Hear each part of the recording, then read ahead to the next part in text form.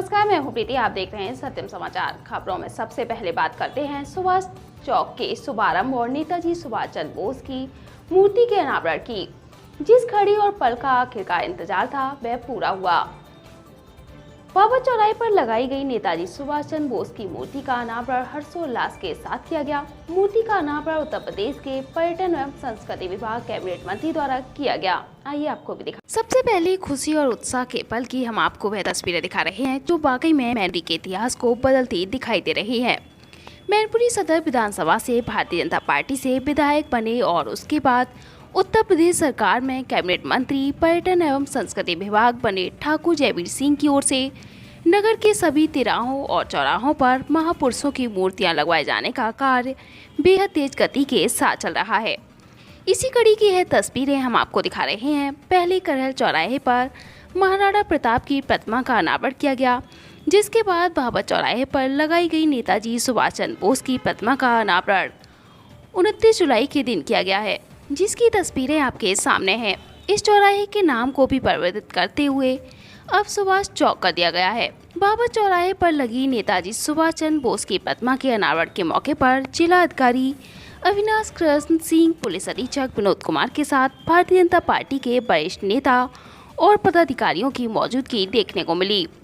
खुशी के पल की तस्वीरें हम आपको दिखा रहे हैं। तस्वीरों में आप देख सकते हैं उत्साह और उल्लास के साथ नेताजी सुभाष चंद्र बोस की मूर्ति का अनावरण उत्तर प्रदेश सरकार के पर्यटन एवं संस्कृति विभाग कैबिनेट मंत्री ठाकुर जयवीर सिंह की ओर से किया गया, जिसके बाद उन्होंने यहाँ सभा को भी संबोधित किया है, जिसमें उन्होंने पर्यटन के क्षेत्र में कई बड़े कार्यों की शुरुआत की बात कही है।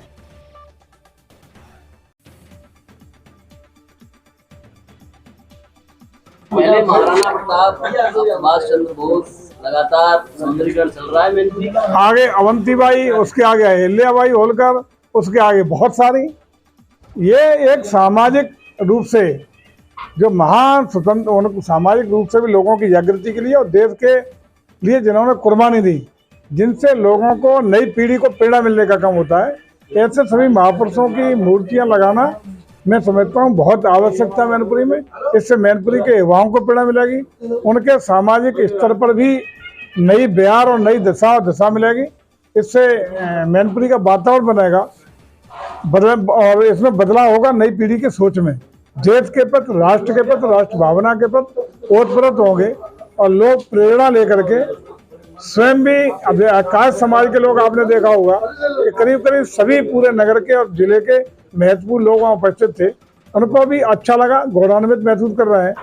और खास बात यह है कि जो भी मूर्तियाँ सरकार लगवा रही है, उन मूर्तियों का रखरखाव, उनकी देखरेख, उनके कार्यक्रमों का रूपरेखा उसी उन्हीं समितियों के माध्यम से सुनिश्चित कराया जाएगा। विपक्ष के सवालों पर लगातार सरकार भाग रही है।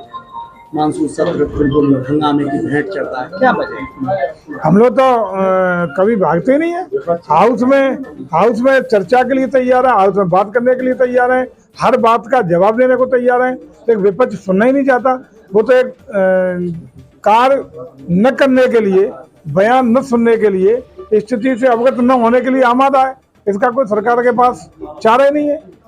मणिपुर की हिंसा पे आप बात नहीं करना चाह रहे? पूरी तरह तैयार है, हम कटिबद्ध हैं, बयान देने को तैयार हैं, चर्चा कराने को तैयार हैं, उनकी सारी मांग मानने को तैयार है। लेकिन चर्चा से भाग विपक्ष रहा है, तो चर्चा करने के लिए तैयार ही नहीं है। सरसट में आपको क्या दिक्कत है? कोई दिक्कत नहीं, कहाँ तैयार है। लेकिन हट धर्मी तो लगातार कह रहे हैं। नहीं, हट धर्मी विपक्ष की है। विपक्ष देखिए, लोकतांत्रिक व्यवस्थाओं को कमजोर करने का काम विपक्ष कर रहा है और विपक्ष हर चीज में बाधा उत्पन्न करने का काम कर रहा है। नियमों के तहत, मानकों के तहत, संवैधानिक व्यवस्थाओं के तहत जो भी लोकसभा की, राज्यसभा की कार्य संचालन नियमावली है, प्रक्रिया, उसके अधीन सारी चीजों के लिए सरकार पूरी तरह तैयार है।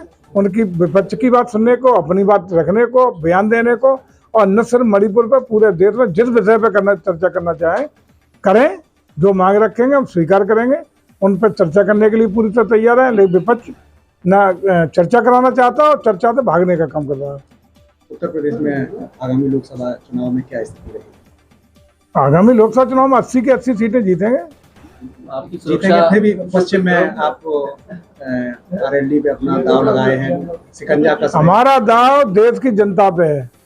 देश की जनता पूरी तरह आदरणीय मोदी जी, योगी जी की नीतियों पर, रीतियों पर, कार्यक्रमों को लेकर के, जन कल्याणकारी कार्यों को लेके 9 साल में आदरणीय योगी जी के द्वारा किए गए कार्यों के आधार पर बढ़ते हुए उभरते हुए राष्ट्र की ताकत के लेकर के, चाहे आंतरिक सुरक्षा हो, वायु सुरक्षा हो, आर्थिक व्यवस्था हो, वित्तीय हालात हो, पूरे विश्व में भारत का बढ़ती हुई साख और ताकत हो, इसको लेकर के और जो जन कल्याण के कार्य हुए हैं उसको लेकर के जन जन प्रभावित है और निश्चित रूप से पूरे देश में कमल खिलाने का काम करेगा।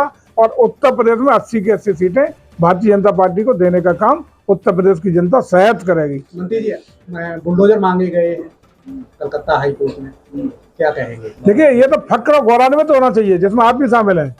प्रदेश के वासी को गौरवान्वित इसलिए होना चाहिए कि आज माननीय उच्च न्यायालय आदरणीय हमारे उत्तर प्रदेश के मुख्यमंत्री की चर्चा कर रहा है, योगी मॉडल को स्वीकार कर रहा है, विश्व पटल पर योगी मॉडल को स्वीकार कर रहा है, न्यायालय योगी मॉडल को स्वीकार कर रही है। और प्रदेश की जनता को गौरवान्वित होने का अवसर है कि हमारे प्रदेश की जो आज सरकार काम कर रही है उसको अन्य स्टेट, अन्य देश अनुसरण करने का काम कर रहा है।